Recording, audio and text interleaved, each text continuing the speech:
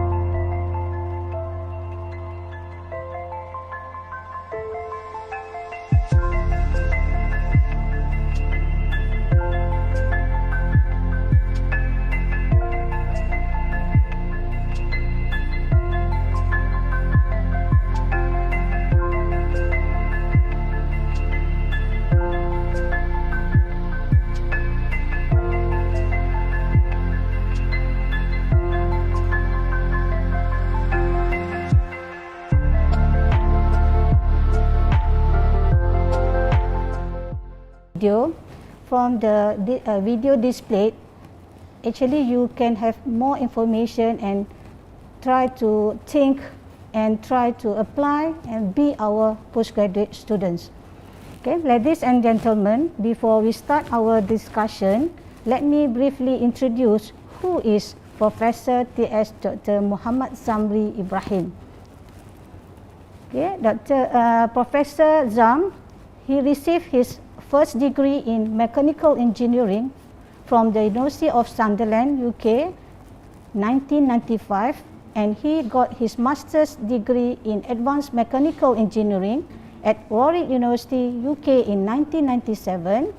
He completed his PhD in renewable hydrogen energy production system at University Kebangsaan Malaysia in 2007.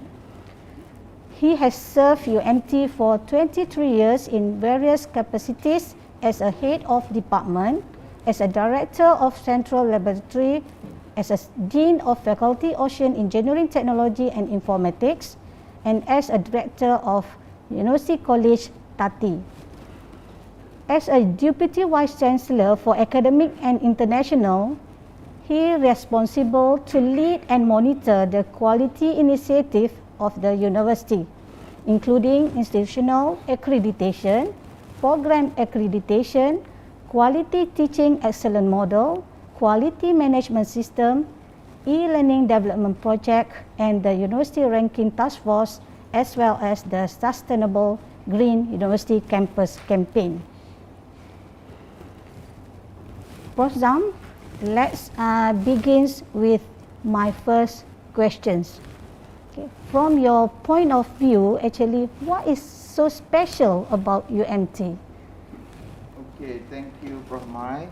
Assalamualaikum warahmatullahi taala wabarakatuh. A very good morning for everyone. First of all, I would like to thank you once again for giving me the opportunity to be here. This is a very good program which we had today. Right. When we talk about this, what special about UMT, right? Yeah. I can say that when we want to see what is special about UMT as general, we can see in general in Malaysia, we have three types of university, right? First is a research university. The second one is a focus university, and the third one is comprehensive university. So in the case of University Malaysia Terengganu, we actually fall under the focus university. And when we talk about this focus university, actually it can be categorized in a few types. Yeah, we have a technical university, we have a education university, we have a management university, and of course we have a defense university. But in our case, University Malaysia Terengganu actually have a very special, because we are a focus university in marine studies. So we are the only, I think, university in Malaysia. Actually, we are really focused in this particular area. Yeah. On top of that, in this focus university, particularly University Malaysia Terengganu, of course, we are actually focused on the specialized field pertaining to their establishment. Yeah, we want to have a top grade education, and of course in good excellent education standard when we talk about this focus university. And of course this focus university like UMT, yeah, are oriented towards specialized research too. Yeah, so we when talk about the research, of course the first important is postgraduate students, right?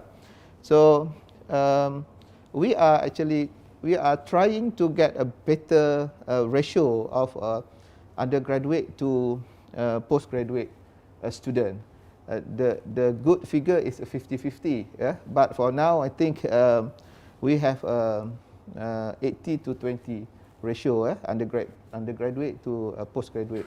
So we try to achieve better and better in the near future lah. Yeah. Apart from that, Prof. Mai, I think UMT is also a very special in terms of location. Yeah.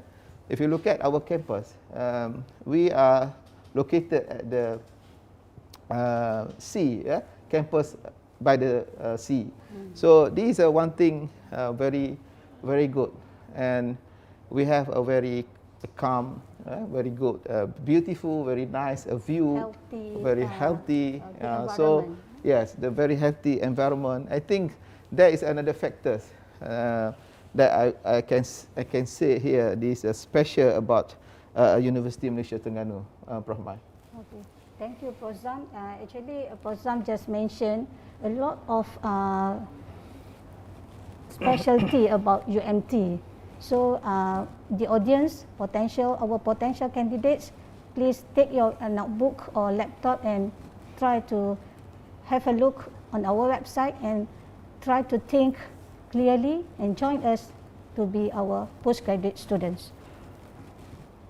Okay, Prof. Zam, I'll come to my second question. Would you briefly explain and highlight on the postgraduate programs that we are offering now?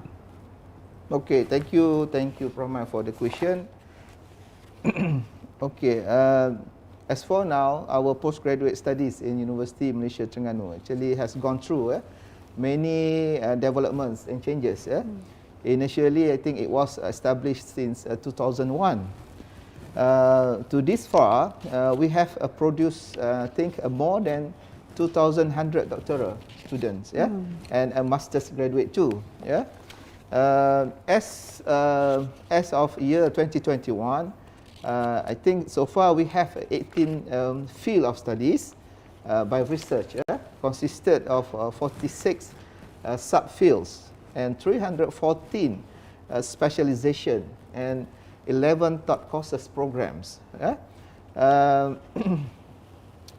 These program, Prof. Mai, actually are being offered by 6 faculties. Maybe I can share to the audience what is a faculty all about. We have a faculty of Ocean Engineering Technology and Informatics. We call it FTKKI. The second one, we have a faculty of Fisheries. FTKKI, Prof. Zam, is our faculty. Yes, it's our faculty, Prof. Mai. That's true. The second one is a faculty of Fisheries and Food Science, FPSM. The third one is a faculty of Business, Economy and Social Development, PEPS. The fourth one is faculty of Science and Marine Environment, FSSM. The fifth one, faculty of Maritime Studies. And last one but not least, Prof. Mai, is a faculty, or we call it a Center for Foundation and Continuing Education, PPAL, PPAL. Don't forget the Research Institute, Prof. Zam. Research Institute, okay. We have 4 Center for Research Institute, Prof. Mai. Okay, namely Institute of Oceanography and Environment, we call it INOS. The second one is Institute of Tropical Aquaculture and Fisheries, Aquatrop. The third one is Institute of Marine Biotechnology, IMB. The fourth one is Institute for Tropical Biodiversity and Sustainable Development, IBTPL. So I think that there are 6 faculties and 4 centers of research institute.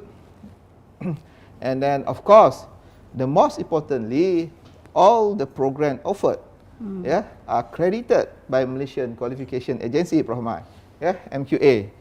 And all those program offered are available in the MQR list. So we can see all the program offered through this website, MQR apps, Prof. Mai. So we are hoping that for those interested to be our student, so they can easily check for the program offered, which list listing in the website through the MQ apps. Yeah, Prof. Okay. Thank you, Prof. Zam. Very well explained, Prof. Thank you, Prof. So for our potential students, don't worry about the quality. Okay? All the programs in UMT are accredited by Malaysian Qualification Agency (MQA). Okay. So like all of us know now, we are having difficulties due to COVID-19 pandemic, Prof. Zam. Yeah. In this situation, how do we support our postgraduate students? Okay, Prof. So very relevant question indeed. Yeah. Right. If you look at on this situation, actually it was started, I think March 2020. Yeah, the first MCO. Yeah. Okay. So of course, our UMT management, yeah, really concerns about these difficulties, yeah, facing by our students due to this COVID-19 situation, right? So how to overcome this situation? Because during this particular situation, the students are not allowed to come to the campus, right? So of course, as a university, we have to find out what is the best method, yeah, to assist our student.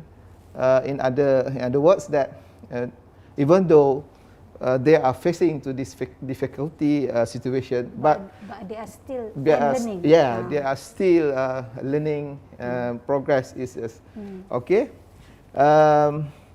Right. The first thing, what we were done previously. Actually, we are empowering. We are empowering digitalization in education. Yeah. If you look at nowadays, I think through the PED, we have what we call Center of Digitalization ecosystem. So through that pusat or center, we are empowering this digitalization in education. Okay, so we are, I think we are shifting to this e-learning. So we are introducing the MOOC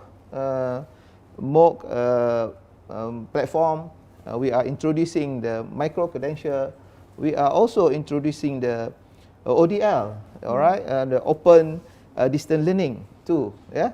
So I believe in coming years we actually have a plan, to offer our master courses to the ODL mode, right? So I think this is a very good move to our university, so that we can offer more students, to enroll this postgraduate program, Prof. So I believe through this effort, we can attract more students to come to our university. On top, having said that, Prof. Actually, we also already have this what we call established learning management system. So apparently, we are one of the university which established and we are conducting a reliable online assessment to Prof. So on top of that also, our university management provides many incentives to optimize the internet accessibility by our students. So this one, as I said just now, is coordinated by the Center for Digital Ecosystem, Prof. Yeah. Okay, thank you, Prof. Zam. Okay, from this screen, we move to the fourth question. Okay, from the screen we can see one of the head cluster of is Prof. Zam, research cluster. Yeah, right? We have 5 research cluster in UMT. So how these 5 clusters initiatives support our postgraduate students? Okay, Prof. Thanks for the question. Once again, this is a very important one. I think this is also a good move by university. We already started to establish this. We call it research clusters. Hold on, Prof. Zam. I see your face on the screen. one of the head of research cluster. So congratulations for you, Prof. to be appointed as one of the research cluster head. Oh yeah, all right. Thank you, Prof. But it's really challenging, to lead this research cluster. But however, I believe through this cooperation, collaborate with the others researchers in our university, inshallah we can move forward in this research clusters initiative. Okay. As mentioned before, Prof.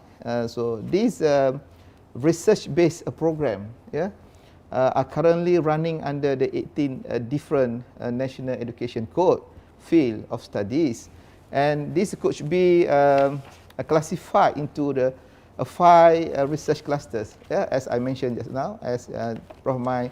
said just now, which led by our distinguished and respectful researcher, right? Yeah. If our former VC. Oh yeah, if Prof. allow me to share this leader for these research clusters, right? Perhaps I can mention their name here, right? We have Professor Dr. Mazlam Abdul Ghaffar, our Vice Chancellor, who led for the research cluster food security, right? So we have our former Vice Chancellor, Professor Dr. Noormaizura Haji Mokhtar, who led for the research cluster in ocean science and sustainable environment. We have here Professor Dr. Muhammad Lazir, who led for the research cluster data and science digital. I myself led for this cluster of engineering, science, marine and technology, and the last one is Professor Dr. Noormaizura Sanusi, led for the research cluster for maritime and community science. So I believe with these 5 research clusters, we can embark in this particular area, and we hope that through this research cluster also can attract more students to come here to work with these 5 clusters. Okay, Prof. Yeah. Excellent explanation, Prof. So we move to the current situation. During the current MCO, is it possible for our postgraduate students to physically be in the campus to conduct their research activities, Prof? Okay, this is a very good question too, Prof. So I think these our current student, I think they are waiting for these chances or this opportunity. Right. So due to COVID-19 situation, so we know our postgraduate students with research mode, especially, are the most affected due to MCO because they cannot come to their lab, right? However, I believe as we now in the second phase of national recovery plan, and I think it is in line with the stipulated SOP in the plan. So I believe too, we have recently come out with this SOP for the student in needs to enter our campus and use the facilities to conduct their research. So I hope the current student can apply through faculty so that the particular faculty can arrange or can make a schedule for them to come to their lab. Prof. Yeah, thank you, Prof. So I move to the next question. What are the contributing factors to UMT postgraduate students' academic success, Prof? Okay, this is a good question too, Prof. Okay, what is the contributing factors to UMT postgraduate students? Okay, first and foremost, I would like to share here UMT actually have been internationally recognized, right? And recently ranked at top 200 QS ASEAN university ranking. Yeah. This recognition actually significantly contributed by our research activities, yeah, and indirectly reflects the success of our postgraduate students in accomplishing their research. Okay, as we can see in the screen, yeah, with a top researcher nationwide, impactful projects, yeah, sophisticated and high performance facilities, which we had, yeah, high skill in publication mentoring with the seniors professor in our university, and many more initiative, yeah, incentive that have been doing by our university, yeah. So I believe our potential, our future postgraduate, yeah, undoubtedly would be a part of the key players, yeah, in achieving the UMT's vision and mission, Prof. So our PhD students or master student, they are so lucky to be our postgraduate student, right? Exactly, Prof. Exactly, yeah. Okay, anything else you want to add, Prof. Or we move to the last question? Yeah, I think we can move to the last question, Okay. Prof. Actually, we have come to the end of this session. Would you like to give your last or warm welcoming message to all of the audience? Okay, for the audience out there, save my words, okay? UMT is a worth for your higher education dreams. Do participate in our live sessions of your interest to learn more and come and join us. Yeah? Come and join us. Apply now. Yeah? We look forward to seeing you here as our postgraduate students. Thank you, Prof. Thank you so much for your advice, Prof. We look forward to seeing you here as our postgraduate students. I repeat what Prof. has said just now. Okay, so I would like to take this golden opportunity to convey my sincere gratitude and appreciation to a wonderful postgraduate committee led by Dr. Nurhayati Ibrahim, team of Pusat Komunikasi Korporat led by Mr. Shirfan, and all the promoters and technical teams from the faculties and research institute. Please stay tuned for more informative and exciting sharing from our experts who will discuss about the postgraduate studies in UMT. I end this session with the 5 W's of life.